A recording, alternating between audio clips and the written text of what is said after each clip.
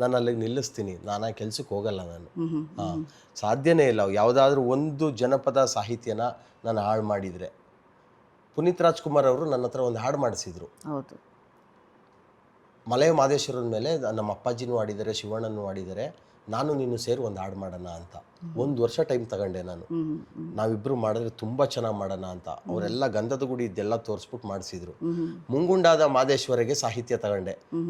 ಆ ಸಾಹಿತ್ಯ ತಗೊಂಡು ಒಂದೊಳ್ಳೆ ಮ್ಯೂಸಿಕ್ ಮಾಡಿ ಕೇಳಿದ್ ಒಂದೇ 3 ನಿಮಿಷದ ಹಾಡು ಕೇಳ್ಬಿಟ್ಟು ಒಪ್ಕೊಂಡ್ರು. ಕಂಪ್ಲೀಟ್ ಅಲ್ಲೇ ಇದನ್ನ ಹೆಂಗೆ ಶೂಟ್ ಮಾಡಬೇಕು ಅಂತ ಇಮ್ಮಿಡಿಯೇಟ್ ಅರ್ಧ ಗಂಟೆ ಸ್ಕ್ರಿಪ್ಟು ಮಾಡ್ಬಿಟ್ವಿ. 2 ದಿನಕ್ಕೆ ತೀರೋದ್ರು. ಅದಾಗಲೇ ಇಲ್ಲ, ಹಾಡಂಗೆ ಇದೆ. ಅಂದರೆ ಜನಪದ ಚೆನ್ನಾಗಿಲ್ಲ ಅಂದ್ರೆ ಅವತ್ತು ಅವರೇ ಅಲ್ಲಿ ಡಿಲೀಟ್ ಮಾಡ್ಬಿಡ್ತಿದ್ರು. ಅಪ್ಪ ಜನಪದ ಹಾಳಾಗುತ್ತಪ್ಪ ಅಂತ. ತುಂಬ ಚೆನ್ನಾಗಿ ಇತ್ಕೊಂಡು ಹೊಸ ಸ್ವರೂಪ ಕೊಟ್ಟಿದ್ಯಾ ನೀನು ಮಲೆ ಮಹದೇಶ್ವರನ ಬೆಟ್ಟನ ನನ್ನ ಕನಸಿನ ನನ್ನೊಂದು ಇಮ್ಯಾಜಿನೇಷನ್ ಇದೆ, ಆ ಥರ ಬೆಟ್ಟನ ತೋರಿಸೋಣ ಅಂದಿದ್ರು. ಅವರು ಆ ಭಾಗದವ್ರೆ ಅಲ್ವಾ, ಗಾಜನೂರು. ಆ ಥರ ತೋರಿಸೋಣ ಮಹದೇಶ್ವರನ ಬೆಟ್ಟನ. ಎಲ್ಲೋ ಒಂದು ಟ್ರಿಬ್ಯೂಟ್ ಆಗಿ ನೀವು ಮಾಡ್ಬೋದಾಯ್ತಲ್ಲ ಅದನ್ನ. ಮಾಡ್ತೀನಿ. ಬಿಕಾಸ್ ಅವ್ರ ಸಪೋರ್ಟ್ ಇತ್ತು. ಹೌದು, ಅವರು ಇದ್ದಾಗ ಸಪೋರ್ಟ್ ಕಂಪ್ಲೀಟ್ ಅವರೇ ಎಲ್ಲ PRKಯಿಂದ ಮಾಡ್ತೀನಿ ಅಂತ ಹೇಳಿದರು.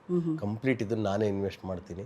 ನನಗೆ ಏನು ಮಾಡ್ತಾರೆ ಏನು ಗೊತ್ತಿರಲಿಲ್ಲ. ಅಲ್ಲ ಇದು ನೀವು ಆಡ್ತೀರಾ, ನೀವು ಯಾಕೆ ನಾನು ಮಾಡಲ್ಲಪ್ಪ, ನೀನು ಸೇರ್ಕೊ, ನೀನು ಮಾಡು, ನಿನ್ನ ಜೊತೆ ನಾನು ಸುಮ್ಮನೆ ಹಿಂಗೆ ಸೇರ್ಕೊಂತೀನಿ, 2 ಲೈನ್ ಕೊಡು ನನಗೆ ಸಾಕು, ಮಿಕ್ಕಿದ್ದೆಲ್ಲ ನೀನೇ ಆಡ್ಕೊ ಅಂದಿದ್ರು. ಬಟ್ ಆ ಸಪೋರ್ಟ್ ಇಲ್ಲ ಇವಾಗ. 100%. ಆ ಜಾಗ ತುಂಬೋರು ಇಲ್ಲ.